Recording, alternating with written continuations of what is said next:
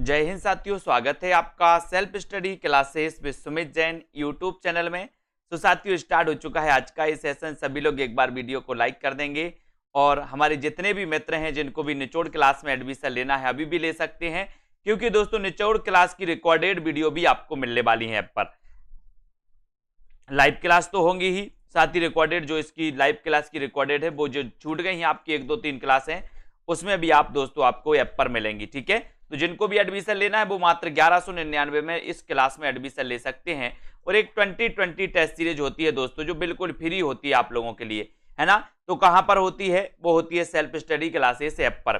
तो हमारे जितने भी ऐसे साथी हैं जिन्होंने self study classes app download नहीं किया है वो सेल्फ स्टडी क्लासेस ऐप को जरूर डाउनलोड करें और दोस्तों इसी प्रकार से अध्ययन चालू कर दें। ठीक है, चलिए अगला देखते हैं यहां पर कि दोस्तों 1 जुलाई से चतुर्थ बैच स्टार्ट होने वाला है। ठीक है, जिनको भी चतुर्थ बैच में दोस्तों एडमिशन लेना है वो अभी से ले लें, उनको निचोड़ क्लासें भी मिल जाएंगी, रिकॉर्डेड कोर्स भी मिल जाएगा, साथ ही चतुर्थ बैच में एडमिशन भी मिल जाएगा। यानी कि पूरी चीजें आपको यहां पर मिलने वाली हैं। सिर्फ करना है आपको, तो क्या करना है, self study classes app download करना है। और दोस्तों इसकी जो प्राइस रखी गई है वो मात्र 1199 रखी गई। 1 साल तक ये कोर्स वैलिड रहेगा आपके लिए। टिरकी वीडियो, डाउट्स क्लियर्स वाले वीडियो, दोस्तों आपको विस्तृत अध्ययन वाले वीडियो, लाइव क्लासें, निचोड़ क्लासें, सारी चीजें आपको यहां पर मिलने वाली। टॉपिक वाइज टेस्ट भी, ग्रुप डिस्कशन, अभ्यास प्रश्न पत्र, सारी चीजें मिलने वाली हैं। तो जिन भी साथियों को जुड़ना है वो जुड़ जाएं। और आज का दोस्तों अपना पहला प्रश्न पर अपन चर्चा करेंगे कि हिंदी का प्रथम दैनिक समाचार पत्र कौन सा है। एक नॉर्मली क्वेश्चन अगर आपसे पूछा गया है कि हिंदी का प्रथम दैनिक समाचार पत्र कौन सा है तो जल्दी से आपको कमेंट में लिखना है। लिखिए, हिंदी का प्रथम दैनिक समाचार पत्र कौन सा है, आपको बताना है हिंदी का प्रथम दैनिक समाचार पत्र कौन सा है। जल्दी से बताएंगे सभी लोग। राइट आंसर क्या हो जाएगा? उदंत मार्तंड होगा क्या? समाचार सुधावर्षण होगा, बंगदूत या फिर प्रजा हितैषी? 4 विकल्प हैं और अच्छे क्वेश्चन है दोस्तों। यहां पर भी कंफ्यूज वाला एक सिस्टम होता है आपके अंदर। आपको क्या पूछा गया? दैनिक समाचार पत्र पूछा गया और प्रथम पूछा गया। तब आप देखो कुछ लोग बी बता रहे हैं, कुछ लोग ए बता रहे हैं, है ना। यही कंफ्यूज क्रिएट होता है आपके अंदर, है ना। बहुत सारे लोग भी ए बता रहे हैं, लेकिन आपका यहां पर जो उत्तर होगा दोस्तों वो हो जाएगा समाचार शुदावर्षण। देखो बहुत सारे लोग ये बताने लगे, उदंत मार्तंड बता दिया बहुत सारे लोगों ने, है ना। ऐसे ही क्वेश्चन अपन को लेकर के आना है जिससे आपका दोस्तों बहुत अच्छा हो जाए। आपसे पूछा गया कि हिंदी का प्रथम दैनिक समाचार पत्र आपको बताना था, तो दैनिक समाचार पत्र दोस्तों समाचार शुदावर्षण था, है ना। और ये कब प्रकाशित हुआ था? 1854 में, है ना। इसके संपादक कौन थे दोस्तों? श्याम सुंदर सेन थे। कौन थे? श्याम सुंदर सेन। ठीक है, और ये जो उदंत मार्तंड था ये हिंदी का प्रथम समाचार पत्र था, है ना। और ये हिंदी का प्रथम साप्ताहिक समाचार पत्र था। ये दैनिक नहीं था दोस्तों, ये दैनिक नहीं था। कौन सा? उदंत मार्तंड दैनिक नहीं था, उदंत मार्तंड साप्ताहिक था। लेकिन अगर क्वेश्चन आपसे नॉर्मली पूछा जाता है कि हिंदी का प्रथम समाचार पत्र कौन सा था, तो आपको यहां पर प्रथम समाचार पत्र अगर आपसे पूछा जाता है तो आपको लगाना है उदंत मार्तंड। लेकिन आपसे अगर पूछा जाता है कि हिंदी का प्रथम दैनिक समाचार पत्र कौन सा था तो आपको लगाना है समाचार शुदावर्षण। लेकिन अगर आपसे पूछा जाता है कि हिंदी का प्रथम साप्ताहिक समाचार पत्र कौन सा था तो आपको लगाना है उदंत मार्तंड। ठीक है, आपको याद रख लेना है दोस्तों, बिल्कुल 1826 में ये उदंत मार्तंड का प्रकाशन हुआ था। जुगल किशोर इसके संपादक थे, आपको पता होगा। तो ये दोनों क्वेश्चन में जहां आपको डाउट्स रहता है इसको आपको क्लियर कर लेना है। ठीक है, बढ़ जाते हैं अगले क्वेश्चन की ओर दोस्तों। मिट्टी की बारात के रचनाकार कौन है? ये भी दोस्तों डाउट्स वाली आपके लिए डाउट्स वाला क्वेश्चन है। कई बार यहां पर लोग कंफ्यूज होते हैं। मिट्टी की बारात के रचनाकार कौन है? शिवमंगल से सुमन, त्रिलोचन, रामवृक्ष बैनीपुरी या फिर मोहन राकेश? यहां आप गलत करके आते हो, लेकिन आपको पता होगा कि ये जो मिट्टी की बारात है इसके रचनाकार कौन है। देखते हैं कौन कौन सही उत्तर बताता है।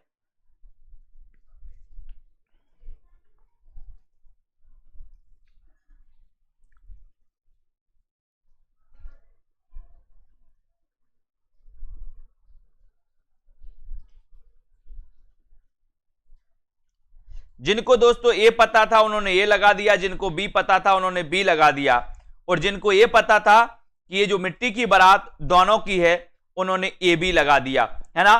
तो यहां पर आपको याद रखना है, ये जो मिट्टी की बारात रचना है, ये शिवमंगल से सुमन की भी है और ये रचना त्रिलोचन की भी है। अब बहुत सारे लोग कंफ्यूज हो जाते हैं दोस्तों, इस मिट्टी की बारात रचना ये शिवमंगल से सुमन की भी रचना है और ये त्रिलोचन की भी रचना है। अब कभी कभी आपसे पूछा जाएगा कि मिट्टी की बारात की रचनाकार कौन है। कुछ लोग पढ़ लेते हैं कि शिवमंगल से सुमन, और कुछ लोग नहीं पढ़ पाते तो त्रिलोचन लगाते हैं। अब वो बोलते हैं सर ये तो त्रिलोचन की रचना है, ठीक है। तो इनको आपको याद करना है कि शिवमंगल से सुमन और त्रिलोचन ये दोनों की नाम है, इसको आपको याद रखना है। मिट्टी की बारात, ऐसा अगर आपसे पूछा जाता है कि मिट्टी की बारात की रचनाकार कौन है, तो आपके ऑप्शन में इन दो में से एक दोस्तों विकल्प होगा आपके लिए, है ना। तो ये आपका याद रख लेना, ये मिट्टी की बारात नाम से दोनों की रचनाएं हैं। अगला क्वेश्चन है ढोला मारूरा दूहा के रचनाकार कौन है। अब यहां भी दोस्तों आपको बहुत कंफ्यूज क्रिएट होता है, देखते हैं कौन कौन सही बताता है ना। अपना दोस्तों सेशन ही चल रहा है कंफ्यूज क्लियर वाला। ढोला मारूरा दूहा, इसके रचनाकार कौन है, सभी लोग बताएंगे, बताइए कौन कौन सही बता रहा है।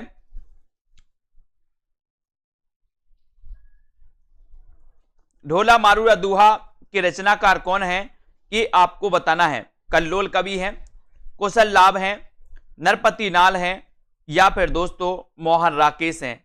और सभी लोगों ने आंसर बताया ए और बी। कुछ लोग ए बता रहे हैं और कुछ लोग बी बता रहे हैं, और कुछ लोग जिनको पता है कि सर दोनों हैं तो दोनों बता रहे हैं, है ना। तो यहां पर भी आपको दोस्तों, यहां पर भी क्या रहना है, आपको संभल के रहना है, क्योंकि आपको पता है कि ढोला मारूरा दूहा की जो मूल रचना की थी, जो मूल रचनाकार है वो कौन है, कल्लोल कवि हैं। मूल रचनाकार कौन है, कल्लोल कवि हैं। लेकिन दोस्तों कुशल लाभ ने इस रचना में ढोला मारूरा दूहा में कुछ संशोधन करके कुछ और जोड़ दिया दोस्तों इसमें, ढोला मारूरा दूहा में। तो जब आपसे क्वेश्चन पूछा जाता है कि ढोला मारूरा दूहा के रचनाकार कौन है, तो आपको पता चलता है कि कल्लोल कवि और कुशल लाभ। कभी कभी आपको ऑप्शन में कल्लोल कवि मिल जाता है, कभी कभी कुशल लाभ मिल जाता है। तो ये चीज आपको याद रख लेना है दोस्तों कि मूल रचनाकार कल्लोल कवि हैं, इसमें संशोधन करके दोस्तों कुछ और जोड़ा कुशल लाभ ने, इसलिए ढोला मारूरा दूहा की रचनाकार कहीं कहीं आपको कुशल लाभ मिल जाता है। अब देखना ये चीज, दोनों चीज किसी पुस्तक में नहीं बताई जाती आपको। क्यों नहीं बताई जाती? किसी पुस्तक में आपको कल्लोल कवि मिल जाता है, किसी पुस्तक में आपको कुशल लाभ मिल जाता है। कंफ्यूज क्रिएट, बोले सर हमारी जो पुस्तक हम पढ़ते उसमें तो कल्लोल कवि दिया है, दूसरे ने कहा कि हमारे में तो कुशल लाभ दिया है। कंफ्यूज ऐसे ही बनता है। लेकिन अब यहां से आपको क्लियर हो गया कि ये आपका दोस्तों कल्लोल की भी है और कुशल लाभ की, ठीक है। इस प्रकार से अगला क्वेश्चन है कलम का जादूगर किसे कहा जाता है। जल्दी से आपको बताना है कलम का जादूगर किससे कहा जाता है, फटाक से आपको बताना है। 4 विकल्प हैं, कलम का जादूगर आपसे पूछा गया है, बताइए कौन कौन सही आंसर बताता है। कलम का जादूगर किसे कहा जाता है, रामवृक्ष बैनीपुरी, प्रेमचंद कमलेश्वर या फिर मोहन राकेश को। कलम का जादूगर किससे कहा जाता है?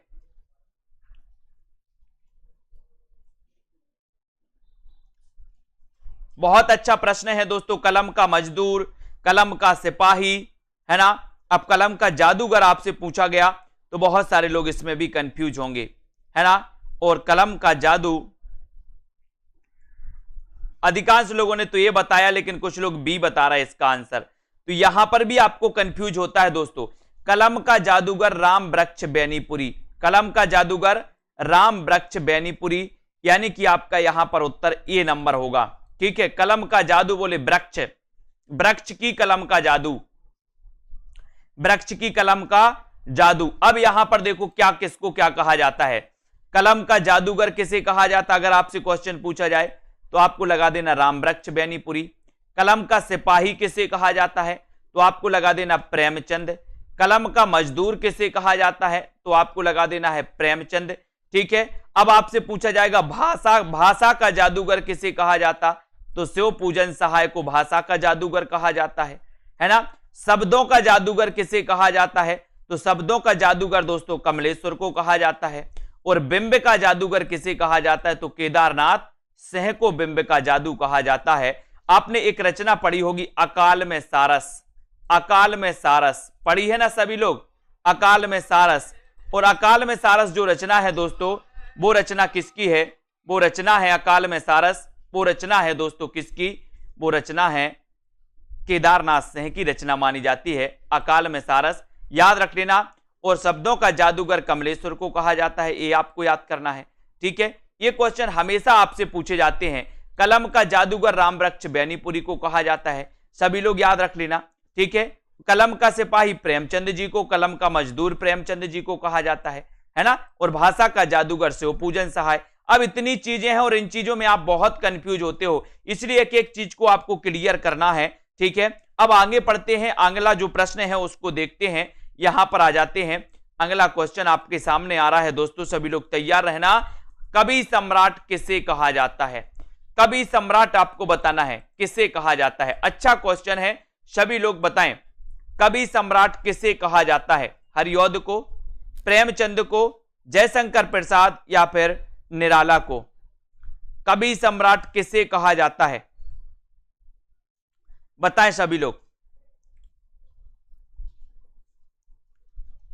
और हां, यहां पर आपको याद रखना है कवि सम्राट किसे कहा जाता है? प्रेमचंद, हरिऔध, जयशंकर प्रसाद या फिर निराला को? और आपका सीधा उत्तर चला जाता है, कवि सम्राट आपसे पूछा गया तो उत्तर है दोस्तों आपका हरिऔध को। कवि सम्राट हरिऔध को कहा जाता है दोस्तों, है ना। ये नंबर आपका बिल्कुल सही है। और इन्हें आधुनिक काल का सूरदास भी कहा जाता है। इन्हें आधुनिक काल का क्या कहा जाता है? सूरदास कहा जाता है। इनका दोस्तों महाकाव्य आपने पढ़ा होगा प्रिय प्रवास। कौन सा? प्रिय प्रवास सभी लोगों ने पढ़ा है, प्रिय प्रवास। ये खड़ी बोली का प्रथम महाकाव्य है। और दोस्तों इसके रचनाकार कौन है? तो आपका उत्तर हो जाता है दोस्तों हरिऔध, ठीक है। फिर आपसे पूछा जाता है कि उपन्यास सम्राट किसे कहा जाता है? तो बताइए जल्दी, उपन्यास सम्राट किसे कहा जाता है? बताइए, फटाक से सभी लोग बताएंगे। और बहुत ही कंफ्यूज होता है दोस्तों यहां पर, और यहां पर उपन्यास सम्राट भी आपसे पूछा जाता है। तो उपन्यास सम्राट कहा जाता है दोस्तों प्रेमचंद को, उपन्यास सम्राट प्रेमचंद को, कवि सम्राट हरिऔध को, है ना। इनको भी अपन को याद करना है। अच्छे क्वेश्चन आपसे पूछे जाएंगे इसी प्रकार से।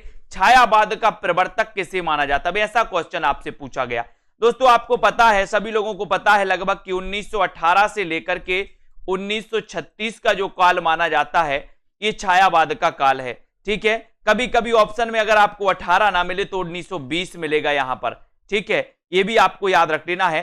तो 1918 से लेकर के 1936 का काल क्या है? छायावाद का काल है। अब दोस्तों छायावाद आप लोग पढ़ते हैं और छायावाद के बारे में आप लोग पढ़ते हैं कि इसके प्रवर्तक कौन माने जाते हैं। अगर इस प्रकार से नॉर्मल क्वेश्चन पूछा गया है तो आप लोग क्या उत्तर लगाएंगे, है ना। ये देखने वाली बात होती है, छायावाद का प्रवर्तक किसे माना जाता है। अच्छा क्वेश्चन है, बढ़िया प्रश्न है, उत्तर आपको लगाना है, चयन करना है सभी लोगों को। किसे कहा जाता है छायावाद का प्रवर्तक? बताइए।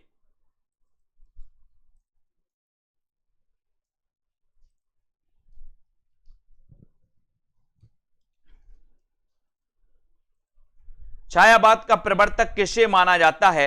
और आपने बिल्कुल सही आंसर लगाया। अगर इस प्रकार से क्वेश्चन आएगा कि छायावाद के प्रवर्तक कौन है, तब आपका उत्तर जयशंकर प्रसाद होगा। क्या होगा? जयशंकर प्रसाद, यानी कि ये नंबर आपका बिल्कुल सही हो जाएगा दोस्तों, ठीक है। अगर आपसे पूछा जाएगा कि आचार्य रामचंद्र शुक्ल ने छायावाद का प्रवर्तक किसे माना, तो रामचंद्र शुक्ल ने मुकुटधर पांडे को, ठीक है। अब अगर आपसे पूछा जाएगा कि नंद दुलारे वाजपेयी ने छायावाद का प्रवर्तक किसे माना, तो आप क्या लगाओगे? पंत को, ठीक है। अगर आपसे पूछा जाएगा कि ईलाचंद्र जोशी ने छायावाद का प्रवर्तक किसे माना, तो आप किसे लगाओगे? जयशंकर प्रसाद को, ठीक है। तो यहां से ये चारों जो प्रश्न हैं दोस्तों, उनको आपको बहुत अच्छे से पढ़ना है। अगला क्वेश्चन आपकी स्क्रीन पर है, राग गोविंद किसकी रचना है? राग गोविंद की रचनाकार कौन है? मीराबाई हैं, जयदेव हैं, तुलसीदास हैं या फिर सूरदास हैं? बताइए। इन क्वेश्चनों को आपको अच्छे से पढ़ना है क्योंकि ये डाउट्स वाले क्वेश्चन है दोस्तों, है ना। और मैंने पहले भी आपको इन क्वेश्चनों को पढ़ाया है और फिर से आप लोग इसको पढ़ रहे हैं, तो आपको निश्चित ही ये डाउट्स जो हैं क्लियर हो जाएंगे, है ना। अब आपको बताना है कि राग गोविंद के रचनाकार कौन है। सभी लोग बताएंगे मीराबाई, जयदेव, तुलसीदास या फिर सूरदास। और बहुत बढ़िया आंसर आपने बताया है कि सर राग गोविंद, और एक आता है दोस्तों कौन सा, गीत गोविंद। एक आता है गीत गोविंद। एक रचना आपसे पूछी जाती है कि गीत गोविंद के रचनाकार कौन है, तो गीत गोविंद के रचनाकार आपको पता होगा दोस्तों कि इसके रचनाकार जयदेव हैं। कौन है, गीत गोविंद के रचनाकार जयदेव। लेकिन राग गोविंद, गोविंद से किया, राग गोविंद से किसने किया, बोले सर मीराबाई ने। तो राग गोविंद के रचनाकार कौन होंगे, मीराबाई होंगी, है ना। और गीत गोविंद के रचनाकार कौन है, तो गीत गोविंद के रचनाकार जयदेव हैं। ठीक है, तो गीत गोविंद जयदेव और राग गोविंद मीराबाई, है ना। बहुत बढ़िया, सभी लोगों ने आंसर बिल्कुल राइट बताया है। अगला क्वेश्चन है सरस्वती पत्रिका के संस्थापक कौन थे। अच्छा क्वेश्चन है, सभी लोग बताएंगे सरस्वती पत्रिका के संस्थापक कौन थे। वीडियो को सभी लोग लाइक जरूर करते रहना, अपने मित्रों तक शेयर कर दें। जिन भी साथियों को एडमिशन लेना है सेल्फ स्टडी क्लासेस ऐप को डाउनलोड कर लें, और दोस्तों आप एडमिशन ले सकते हैं मात्र 1199 में। सरस्वती पत्रिका के संस्थापक कौन है, सभी लोग बताएंगे। 4 विकल्प आपके सामने है, देखते हैं कौन कौन सही उत्तर बताता है और कौन कौन यहां पर कंफ्यूज होता है।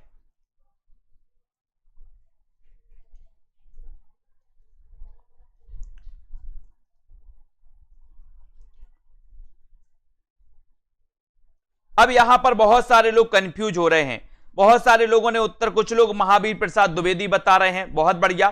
कुछ लोग चिंतामणि घोष बता रहे हैं, बहुत बढ़िया। कुछ लोग श्याम सुंदर दास बता रहे हैं, है ना। अब देखना 3 ही उत्तर आ रहे हैं, कुछ लोग ए, कुछ लोग बी और कुछ लोग सी बता रहे हैं। तो ये चीज आपको समझनी है दोस्तों, यही चीज मैं आपको बताने वाला हूं कि आप लोग इतने कंफ्यूज हो, इतने कंफ्यूज हो, पढ़ते जाते हो, लेकिन जो कंफ्यूजन वाला सिस्टम रहता है उसको आज तक समझने का प्रयास नहीं किया कि आखिर हम जो पढ़ रहे हैं, पढ़ते जा रहे हैं, यहां मिला यहां पढ़ लिया, वहां मिला वहां, सब कुछ उठाया पढ़ लिया, लेकिन आपको ये चीज समझनी तो है। अगर इस प्रकार से क्वेश्चन आता है कि चिंतामणि सरस्वती पत्रिका के संस्थापक कौन है, तो संस्थापक दोस्तों चिंतामणि घोष हैं। कौन है, चिंतामणि घोष हैं, याद रख लेना, है ना। सरस्वती पत्रिका के संस्थापक बताना है तो संस्थापक चिंतामणि घोष। ठीक है, अगर संस्थापक की जगह होता प्रथम संपादक कौन थे, तो आपको लगाना था प्रथम संपादक थे दोस्तों श्याम सुंदर दास, है ना। अगर आपसे पूछा जाता कि दोस्तों सरस्वती पत्रिका के 1903 में संपादक कौन बने, तो 1903 में बने थे महावीर प्रसाद द्विवेदी, है ना। और 1920 तक ये रहे दोस्तों, 1920 तक ये रहे, ये भी आपको याद रखना है। ठीक है, 1903 से ये बने, है ना। इस प्रकार से आप लोग याद रखें।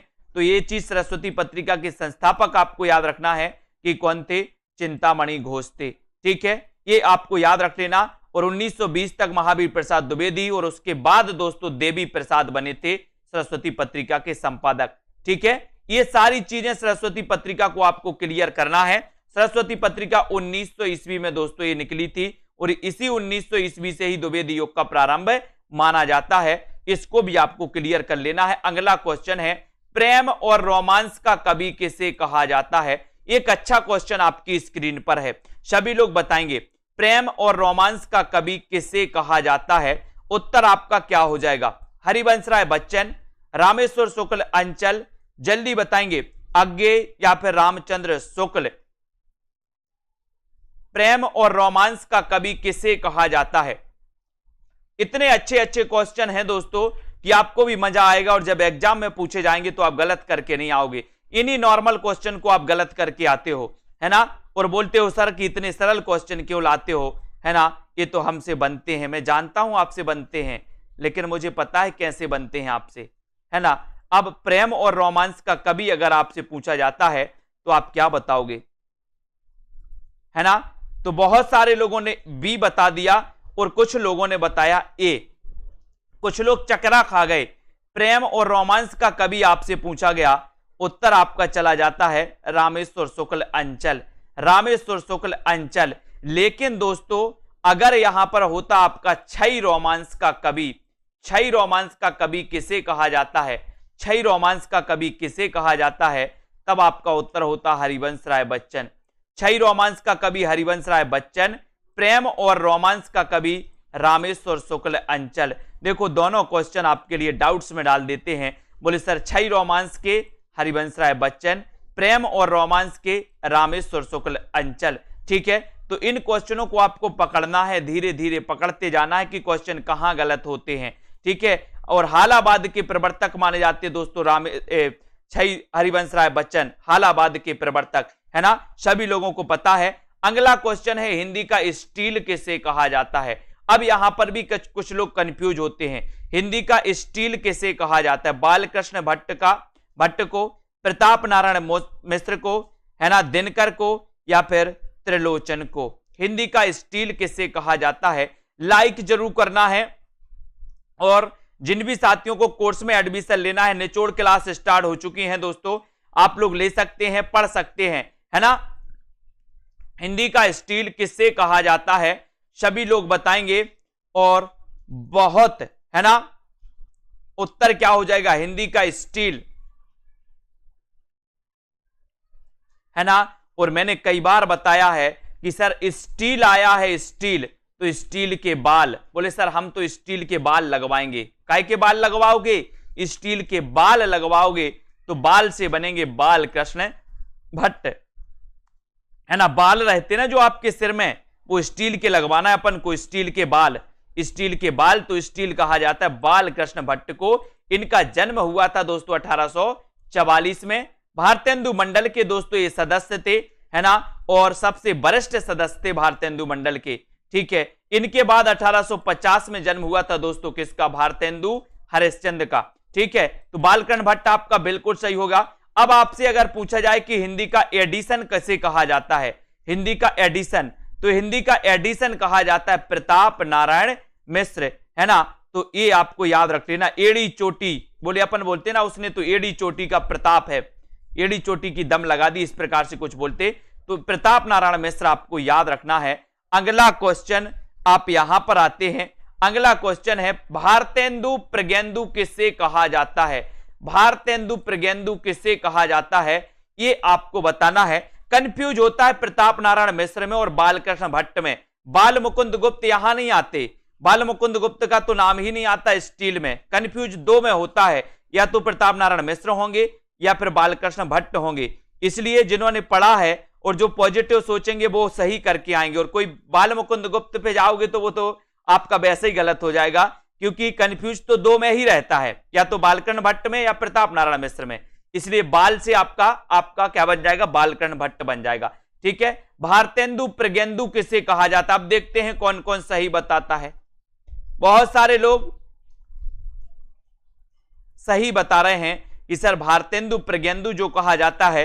कुछ लोगों ने ए उत्तर लगा दिया, लेकिन बहुत सारे लोग, अधिकांश लोगों ने सी उत्तर लगाया, जो कि बहुत अच्छा है। और मुझे भी अच्छा लगा कि आप लोगों ने बिल्कुल सही बताया है कि सर भारतेंदु प्रज्ञेंदु जो कहा जाता है वो नाथूराम शर्मा शंकर को कहा जाता है ना। और आपका उत्तर सी नंबर जो है, सा नंबर, वो बिल्कुल सही हो जाता है। भारतेंदु प्रज्ञेंदु किसे कहा जाता है, नाथूराम शर्मा शंकर को। अब ये क्वेश्चन कई बार आया है दोस्तों, और अधिकांश लोग भारतेंदु लगा के आ जाते कि यहां तो भारतेंदु पूछा है तो भारतेंदु को ही कहा जाता होगा, है ना। तो इसलिए आपको याद रख लेना, नाथूराम शर्मा शंकर आपका बिल्कुल सही हो जाएगा। बहुत बढ़िया, धन्यवाद, लाइक जरूर कर दें। अगला क्वेश्चन, 20वीं सदी का बाणभट्ट किसे कहा जाता है दोस्तों। 20वीं सदी का बाणभट्ट आपको बताना किसे कहा जाता है। निराला को, रामचंद्र शुक्ल को, हजारी प्रसाद द्विवेदी को, या फिर दोस्तों त्रिलोचन को, किसे कहा जाता है आपको बताना है। 20वीं सदी का बाणभट्ट अपन ने प्रयोगवाद में भी पढ़ा था दोस्तों, है ना। बताइए 20वीं सदी का बाणभट्ट किससे कहा जाता है।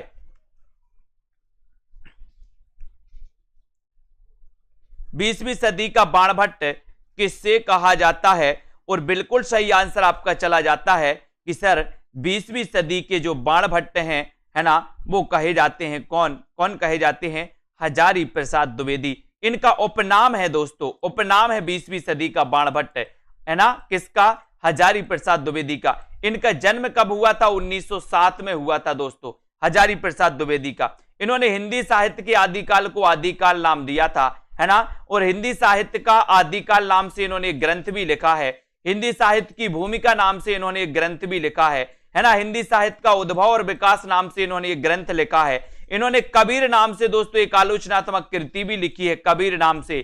किसने? हजारी प्रसाद द्विवेदी ने। इनको भी आपको याद करना है, ठीक है। तो 20वीं सदी के बाणभट्ट कौन है? हजारी प्रसाद द्विवेदी। इनको आपको याद करना है दोस्तों। और यहां पर अगला क्वेश्चन है कि रीति काल को श्रृंगार काल किसने कहा है?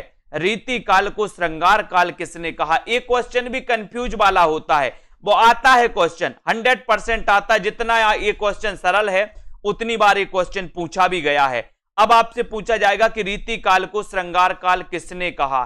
बोले सर इतना सरल क्वेश्चन। हाँ सरल क्वेश्चन है, लेकिन गलत करके आते हो इसी क्वेश्चन को। बताइए किसने कहा है? विश्वनाथ भी है, मिश्र बंधु भी है, कौन कौन सही बता रहा है देखते हैं। सभी लोग बताएंगे। और देखो कुछ लोग बी बता रहे हैं बीच बीच में, बहुत बढ़िया, है ना क्रिएट वाला। ये दोस्तों कंफ्यूज क्रिएट वाला जो प्रश्न है, ये रीति काल को श्रृंगार काल किसने कहा? मैंने आपको कई बार याद करवाया कि सर श्रृंगार तो विश्व के लोग करते हैं, श्रृंगार तो विश्व के लोग करते, विश्व के, तो विश्वनाथ, है ना, यहां पर वाह होना था, विश्वनाथ प्रसाद ने रीति काल को श्रृंगार काल कहा। और श्रृंगार काल में अपन ने देखा था दोस्तों कि यहां पर रीति काल में देखा था कि रीति काल की जो स्थिति थी वो दयनीय स्थिति थी, है ना। और आपको पता है कि सर ये जो रीति काल है साहित्य के पतन का काल था, है ना। अब सामाजिक पतन का काल था, सामाजिक पतन का काल था रीति काल।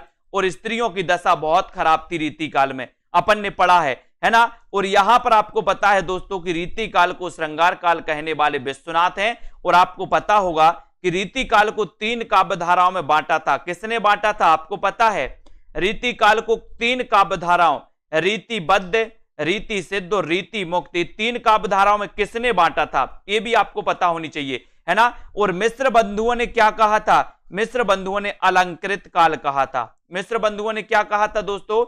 अलंकृत काल कहा था। किसको? रीति काल को, है ना। यह भी आपको पता होनी चाहिए। और श्रृंगार काल विश्वनाथ प्रसाद ने कहा था। अब अगला क्वेश्चन अपन देखते हैं, यहां पर रीति काल का प्रवर्तक किसे कहा जाता है? ये छोटे छोटे क्वेश्चन है जो आपको कंफ्यूज करते हैं और क्वेश्चन पूछ लिए जाते हैं ऐसे क्वेश्चन। बोले सर आया तो बहुत सरल था, लेकिन क्या करें 2-3 क्वेश्चन गलत ही हो गए। मैंने कहा क्यों हो गए गलत? बोले सर बहुत सरल क्वेश्चन गलत हो गए, है ना, जो मुझे आते थे। ठीक है, तो रीति काल का प्रवर्तक किसे माना जाता है? ये क्वेश्चन आपको बताना है। केशव दास को माना, चिंतामणि, देव या फिर कृपाराम को माना जाता है? बताइए। सभी लोग लाइक जरूर करिए, शेयर कर देना अपने मित्रों तक। और दोस्तों इसी प्रकार से लगे रहें, अध्ययन करते रहें, सेल्फ स्टडी क्लासेस ऐप से जुड़ जाएं। ऐप पर 2020 टेस्ट सीरीज होती है रविवार और गुरुवार को, है ना, फ्री होती है सभी के लिए। और जिनको पेड क्लास में एडमिशन लेना वो पेड क्लास में भी पढ़ सकते हैं। और रीति काल का प्रवर्तक किसे माना जाता, अगर ये आपसे पूछा जाता है तो आप क्या लगाते हो? कुछ लोग बी लगा रहे हैं, कुछ लोग ए लगा रहे हैं, है ना, कंफ्यूज वाला सिस्टम। कुछ लोग चिंतामणि लगा रहे हैं और कुछ लोग केशव दास लगा रहे हैं, है ना। तो ये बहुत सारी दोस्तों यहां पर आपके लिए विसंगति देखने को मिलती है, लेकिन आपका यहां पर जो उत्तर होगा वो केशव दास होगा। क्या होगा? केशव दास। क्या हो जाएगा? केशव दास। अगर इस प्रकार से नॉर्मल क्वेश्चन अगर आपसे पूछा जाता है कि रीति काल के प्रवर्तक कौन है, रीति काल के प्रवर्तक कौन है, तब आपका उत्तर होता है केशव दास। तब आपका उत्तर क्या हो जाएगा? केशव दास। लेकिन अगर आपसे पूछा जाता है कि रामचंद्र शुक्ल ने दोस्तों रीति काल का प्रवर्तक किसे माना, तो आपका उत्तर होता है चिंतामणि। रामचंद्र शुक्ल ने रीति काल का प्रवर्तक किसे माना, तब आपका उत्तर होता है चिंतामणि। ठीक है, तो इनको आपको याद करना। ये दोनों क्वेश्चन आपसे आते हैं। इस प्रकार से नॉर्मल क्वेश्चन पूछा जाए तब आपका उत्तर होगा केशव दास। और अगर आपसे पूछा जाए कि रामचंद्र शुक्ल ने किसे माना, तो आप चिंतामणि लगा देना, है ना। बहुत बढ़िया। अगला क्वेश्चन देख लेते हैं। अगला, हाँ, कालक्रम की दृष्टि से कृपाराम। वेरी गुड, बहुत बढ़िया अमृता जी। अगला क्वेश्चन है, हिंदी साहित्य का प्रथम बड़ा महाकाव्य कौन सा है? हिंदी साहित्य का प्रथम बड़ा महाकाव्य कौन सा है? जल्दी से बताएं। उत्तर क्या हो जाएगा यहां पर? सभी लोग बताएंगे। हिंदी साहित्य का प्रथम बड़ा महाकाव्य कौन सा है? पृथ्वीराज रासो, पद्मावत, प्रिय प्रवास या फिर श्रावकाचार? हिंदी साहित्य का प्रथम बड़ा महाकाव्य कौन सा है? देखते हैं कौन कौन सही उत्तर बताते हैं। प्रथम बड़ा महाकाव्य आपसे पूछा है, यह भी आपको कंफ्यूज कर सकता है क्वेश्चन। अच्छा क्वेश्चन है आपके लिए। हिंदी साहित्य का प्रथम बड़ा महाकाव्य कौन सा है? अगर ऐसा क्वेश्चन आपसे पूछा जाए तो आप लोग क्या बताओगे? क्या बताओगे, है ना? आप लोगों को ने बताना है कि दोस्तों प्रथम बड़ा महाकाव्य आपसे पूछा गया, तब आपका उत्तर हो जाएगा पद्मावत। कौन सा है? पद्मावत। यह हिंदी साहित्य का प्रथम बड़ा और दोस्तों प्रथम प्रमाणिक महाकाव्य माना जाता है। प्रथम प्रमाणिक बड़ा महाकाव्य माना जाता है, ये आपको याद करना है। और पृथ्वीराज रासो आपको पता है दोस्तों, ये अर्ध प्रमाणिक है, अप्रमाणिक भी माना है किसी विद्वानों ने, है ना? और मूल रूप से अगर माने कि पृथ्वीराज रासो कैसा ग्रंथ है तो ये अर्ध प्रमाणिक माना जाता है, अर्ध प्रमाणिक। और पद्मावत प्रमाणिक महाकाव्य माना जाता है, ये भी आपको याद रखना है। ठीक है, तो यहां पर आपका बी नंबर बिल्कुल सही है दोस्तों। और ये पद्मावत जो ग्रंथ है ये किसका है? ये जायसी का है। किसका है? जायसी, मलिक मोहम्मद जायसी। सूफी काव्यधारा के प्रमुख माने जाते मलिक मोहम्मद जायसी। और एक क्वेश्चन और आपसे पूछा जाता है ना? आपको बताना है दोस्तों, सभी लोग बताएंगे कि सूफी काव्यधारा की प्रथम रचना सत्यवती कथा को किसने माना है? सूफी काव्यधारा की प्रथम रचना सत्यवती कथा किसने माना है? बताइए। प्रथम रचना सत्यवती कथा, ऐसे अगर आपसे पूछा जाए कि सत्यवती कथा सूफी काव्यधारा की प्रथम रचना है, ये किसने माना? किसने माना? बताइए, सभी लोग बताएंगे, है ना? सभी लोग बताएं।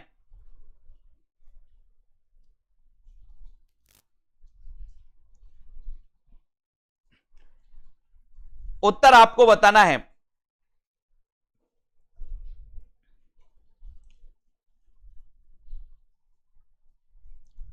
बताएं जल्दी से, किसने माना है? हजारी प्रसाद द्विवेदी ने माना है। हजारी प्रसाद द्विवेदी, ये आपका बिल्कुल सही आंसर हो जाएगा। ठीक है, आपने बिल्कुल सही आंसर बताया, बहुत बढ़िया। अगले क्वेश्चन की ओर बढ़ते हैं। अगला क्वेश्चन आपको यहां पर पूछा गया, अनित्य किसकी रचना है? अनित्य किसकी रचना है, ये आपको बताना है। अनित्य किसकी रचना है? बताइए, अनित्य किसकी रचना है? बदी-उज-जमा की है, मृदुला गर्ग की है, प्रतिभा अग्रवाल की है या फिर अलका सराबगी की है? अनित्य के रचनाकार कौन माने जाते हैं? और बताइए, अनित्य, कुछ लोग बी बता रहे हैं, कुछ लोग ए बता रहे हैं और कुछ लोग सी बता रहे हैं, है ना? और आपका बिल्कुल सही आंसर चला जाता है दोस्तों। यहां पर याद रख लेना, ठीक है? यहां पर दोस्तों याद रखेंगे अपन कि जो बदी-उज-जमा है, इनकी ये क्या है? कहानी है। ठीक है, और मृदुला गर्ग का ये क्या है? उपन्यास है ना? उपन्यास। ठीक है, तो अनित्य बदी-उज-जमा की क्या है? कहानी। और अनित्य उपन्यास है किसका? मृदुला गर्ग का।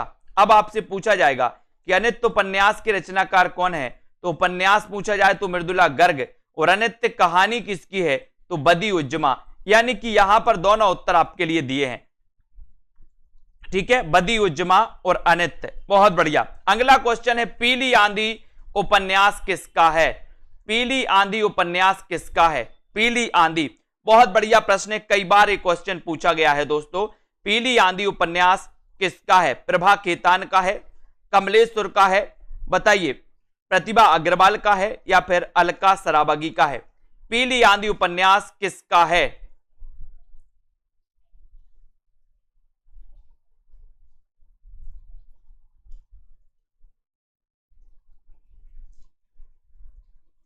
पीली आंधी उपन्यास किसका माना जाता है?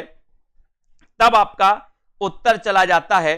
सभी को पता है कि सर पीली आंधी जो उपन्यास है वो पीली आंधी उपन्यास किसका है, ये आपको याद रखना है कि ये है दोस्तों प्रभा खेतान। खेतन में क्या आती है, पीली आंधी आती। खेतन जाते आप, है ना, खेत जाते, अगर सरसों बो दिया जाए खेत में तो पीली आंधी आ जाती, जब ये फूलता है तो पीली आंधी खेतन में आती है तो खेतान हो जाएंगे। लेकिन यहां से एक क्वेश्चन और आपका क्रिएट होगा दोस्तों, है ना, यहां पर देख लेते अपन, काली आंधी एक कमलेश्वर की रचना है दोस्तों, बहुत बढ़िया। काली आंधी जब अगर आपसे पूछा जाए, ये पीली आंधी है और काली आंधी पूछी जाए अगर, काली आंधी, तो काली आंधी कमलेश्वर की रचना है दोस्तों, काली आंधी, ठीक है। तो इनको आपको याद रखना है, काली आंधी कमलेश्वर, का से काली और का से कमलेश्वर, ठीक है। पीली आंधी खेतन में तो खेतान, ठीक है।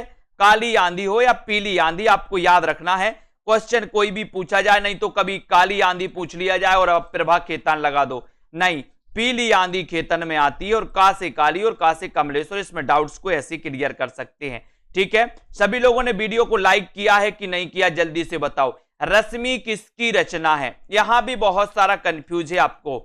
रश्मि किसकी रचना है, महादेवी वर्मा की है, दिनकर की है, प्रतिभा अग्रवाल की है या फिर अलका सराबगी की है। रश्मि किसकी रचना है, रश्मि किसकी, एक पूछी जाती है रश्मि रथी, है ना, और एक पूछी जाती है रश्मि, और बताइए किसकी रचना है रश्मि। सभी लोग लाइक जरूर कर दें, वीडियो को अपने मित्रों तक शेयर करते रहें दोस्तों। सेल्फ स्टडी क्लासेस ऐप को जरूर डाउनलोड कर लें, और जिन भी साथियों को एडमिशन लेना है, निचोड़ क्लासेस स्टार्ट हो चुकी हैं, और यहां पर रश्मि अगर आपसे पूछा गया तब तो आपका उत्तर सीधा महादेवी वर्मा आप लगा दोगे। लेकिन यहां पर एक क्वेश्चन और होता है दोस्तों कि रश्मि रथी, कौन सी, रश्मि रथी, ठीक है, रश्मि रथी, ये जो रचना है दोस्तों ये दिनकर की मानी जाती है, दिनकर, है ना। और दिनकर आपको पता है कि इनका जन्म हुआ था 1908 में, किसका, दिनकर जी का, ठीक है।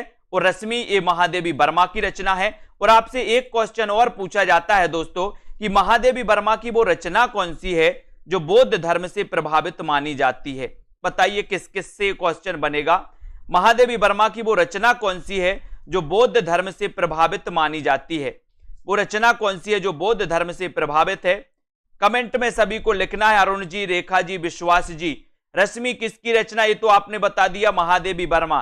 रश्मि रथी किसकी रचना, ये भी आपने बता दिया दिनकर की। लेकिन आपको बताना है कि महादेवी वर्मा की वो रचना कौन सी है जो बौद्ध धर्म से प्रभावित मानी जाती है। देखते हैं कौन कौन सही उत्तर बताता है, सभी लोग बताएंगे। वीडियो को लाइक जरूर कर लेना, अपने मित्रों तक शेयर करते रहें, इसी प्रकार से जुड़े रहें साथियों, है ना। और गुरुवार और रविवार जो हिंदी साहित्य की फ्री टेस्ट सीरीज होती है, उस फ्री टेस्ट सीरीज में आप लोग भाग ले सकते हैं, है ना। और बौद्ध धर्म से प्रभावित जो रचना मानी जाती है दोस्तों किसकी, महादेवी जी की, वो रश्मि ही मानी जाती है ना। याद कर लेना, रश्मि याद कर लेना दोस्तों। नेक्स्ट क्वेश्चन है, पिता कहानी के लेखक कौन है, पिता कहानी के लेखक कौन है, ये बताइए। पिता आपको क्या देते हैं, महीप से हैं, ज्ञान रंजन, धीरेन्द्र अस्थाना या फिर अलका सराबगी। पिता कहानी के लेखक कौन माने जाते हैं, पिता कहानी के लेखक आपको चयन करना है ना। क्या हो जाएगा राइट आंसर,